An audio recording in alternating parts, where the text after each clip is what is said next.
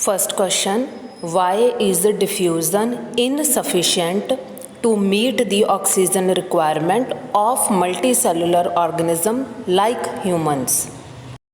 मतलब जो ਆਕਸੀਜਨ ਦੀ ਡਿਫਿਊਜ਼ਨ ਹੁੰਦੀ ਹੈ ਵਿੱਚੋਂ ਆਕਸੀਜਨ ਟੁੱਟਦੀ ਹੈ ਉਸ ਦਾ ਪ੍ਰਸਾਰ ਹੁੰਦਾ ਹੈ ਉਹ ਮਲਟੀ ਸੈਲੂਲਰ ਆਰਗੈਨਿਜ਼ਮ ਦੇ ਲਈ ਹਮੇਸ਼ਾ ਘੱਟ ਕਿਉਂ ਹੁੰਦੀ ਹੈ ਮਤਲਬ ਕਿ ਇਨਸਫੀਸ਼ੀਐਂਟ ਕਿਉਂ ਹੁੰਦੀ ਹੈ ਤਾਂ ਇਸ ਦਾ ਆਨਸਰ ਹੈ ਸਭ ਤੋਂ ਪਹਿਲਾਂ ਤਾਂ ਮਲਟੀ ਸੈਲੂਲਰ ਆਰਗੈਨਿਜ਼ਮਸ ਕਿਹੜੇ ਹੁੰਦੇ ਆ ਜਿਸ ਤਰ੍ਹਾਂ ਹਿਊਮਨ ਕਿਉਂਕਿ ਹਿਊਮਨ ਵਿੱਚ ਬਹੁਤ ਤਰ੍ਹਾਂ ਦੇ ਸੈੱਲ ਹੁੰਦੇ ਆ nerve cell skin cell muscle cell blood cell first point तो है the body size is very large and second है body design is complex size बहुत वड्डा होएगा डिज़ाइन काफ़ी कॉम्पलैक्स होएगा और सारे दे सारे सैल्स जरूरी नहीं है कि सीधा ही आसे पासे दी ऑक्सीजन दे नाल कॉन्टैक्ट विच आन इसदे लई प्रॉपर रैसपीरेटरी सिस्टम हुंदा है और जो हार्ट है वो भी ऑक्सीजनेटेड ब्लड ट्रांसपोर्ट करता है सिर्फ इसे करके सिंपल डिफ्यूजन सफिशेंट नहीं हुंदी मल्टी सैलूलर ऑर्गेनिजम्स के लिए।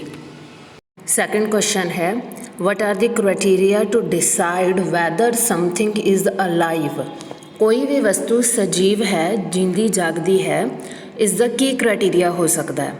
फर्स्ट पॉइंट बॉडी मूवमेंट यानी कि कुछ भी मूवमेंट कुछ गति दिखाएगी हो सैकेंड है ग्रोथ एंड डिवेलपमेंट उसका वाधा होएगा विकास होएगा थर्ड पॉइंट है ब्रीदिंग एंड रेस्पिरेशन साह प्रक्रिया होएगी फोर्थ पॉइंट है न्यूट्रिशन यानी कि उसनों भोजन की ज़रूरत होएगी fifth point celled organisation single cell होएगी मल्टी सैलूलर ऑर्गेनिज्म होएगी एंड लास्ट है रीप्रोडक्शन और डैथ पैदावार कर सकते हैं यानी कि अपनी पीढ़ी को अगे बढ़ा सकते हैं और एक की है कि अगर कोई सजीव वस्तु है तो उसकी डैथ भी ज़रूर होएगी। नैक्सट क्वेश्चन है role of acid in our stomach यानी कि अपने पेट विच एसिड का की काम है। सब तो पहला तो एसिड हुंदा किहड़ा हाइड्रोक्लोरिक एसिड जिसकी pH नियर अबाउट 2.0 होएगी और ये डाइजेशन च हेल्प करेगा। हुण है कि किहड़े फंक्शनस परफॉर्म करेगा। सब तो पहला तो है इट सॉफ्टन्स दी फूड यानी कि भोजन को बहुत ही सॉफ्ट बना देगा ताकि वो डाइजेस्ट हो जाए। सैकेंड है it kills microbes if present in food किसी भी तरह का माइक्रोब्स या बैक्टीरिया जीवाणु अगर फूड के अंदर अपने मूँह के राही चले गए हैं तो उन्होंने मार देगा।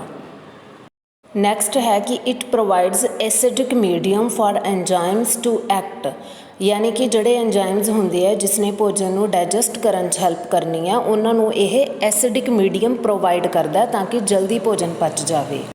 Help in conversion of pepsinogen to pepsin यानी कि यह पैप्सिन एक एक्टिव फॉर्म बना दिंदा है ताकि एंजाइम्स डाइजेस्ट कर सकन भोजन को।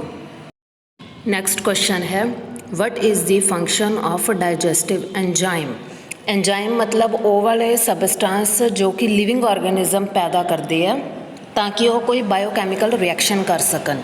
तो हुण डाइजेस्टिव एंजाइम्स का काम की है जो फूड आप खाने उस दे विच कंपलैक्स न्यूट्रीएंट्स होंदे है जिस तरह फैट प्रोटीन कार्बोहाइड्रेट्स जिसनों कि अपनी बॉडी बिल्कुल उस तरह अबजॉर्ब नहीं कर सकती। तो ये डाइजेस्टिव एंजाइम्स होंदे है जिहड़े कि डाइजेस्ट करने च हेल्प करते हैं यानी कि इन्हां सारे कॉम्पलैक्स न्यूट्रीएंट्स नूं सिंपलीफाई कर दिंदी है और अबजॉर्बेबल फॉर्म दे विच ले आंदी है। इस तरह जो कॉम्पलैक्स न्यूट्रीएंट प्रोटीन है उसनूं एमिनो एसिड बना दिंदी है और प्रोटकेस एक डाइजेस्टिव एंजाइम है। कार्बोहाइड्रेट्स के उपर कौन काम करता है अमाइलेज और की बन जाता है ग्लूकोज। सेम एज लाइपेज नाम का डाइजेस्टिव एंजाइम फैट्स नूं fatty acid they which convert कर दिंदा है। हुण ये सारे एंजाइम्स जो बन गए हैं इसनूं बॉडी चंगी तरह अबजॉर्ब भी कर लैंदी है और एसिमिलेट यानी कि डाइजेस्ट भी कर लैंदी है बड़ी आसानी नाल। तो इस तरह डाइजेस्टिव एंजाइम अपनी हेल्प करती है। नैक्सट क्वेश्चन है components of transport system in human being transport system किहड़े कंपोनेंट्स काम करती है। फर्स्ट है हार्ट दिल की है मेन पंपिंग ऑर्गन है और की करता वै ਪੰਪ ਦੀ blood to different parts of body, oxygen ਵਾਲੇ ਬਲੱਡ ਨੂੰ ਹਰੇਕ ਪਾਰਟ ਤੱਕ ਪਹੁੰਚਾਉਣ ਦਾ ਕੰਮ ਕਰਦਾ ਹੈ। ਸੈਕੰਡ ਪੁਆਇੰਟ ਹੈ ਬਲੱਡ।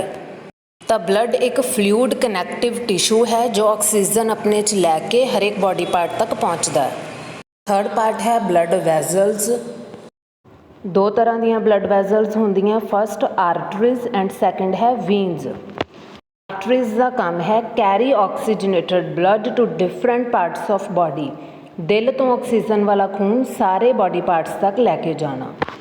ਸੈਕੰਡ ਵੀਨਸ ਦਾ ਕੀ ਕੰਮ ਹੈ, collect deoxygenated blood from different parts of body, ਅਲੱਗ-ਅਲੱਗ ਬਾਡੀ ਪਾਰਟਸ ਤੋਂ ਬਿਨਾਂ ਆਕਸੀਜਨ ਵਾਲਾ ਬਲੱਡ ਹਾਰਟ ਤੱਕ ਲੈ ਕੇ ਆਣਾ। ਐਂਡ ਫੋਰਥ ਪੁਆਇੰਟ ਹੈ ਲਿੰਫ। ਇੱਕ ਕਲਰਲੈਸ ਫਲੂਇਡ ਹੁੰਦਾ ਹੈ ਜੋ ਕਿ ਵਾਈਟ ਬਲੱਡ ਸੈੱਲ ਨੂੰ ਆਪਣੇ ਅੰਦਰ ਕੈਰੀ ਕਰਦਾ ਹੈ।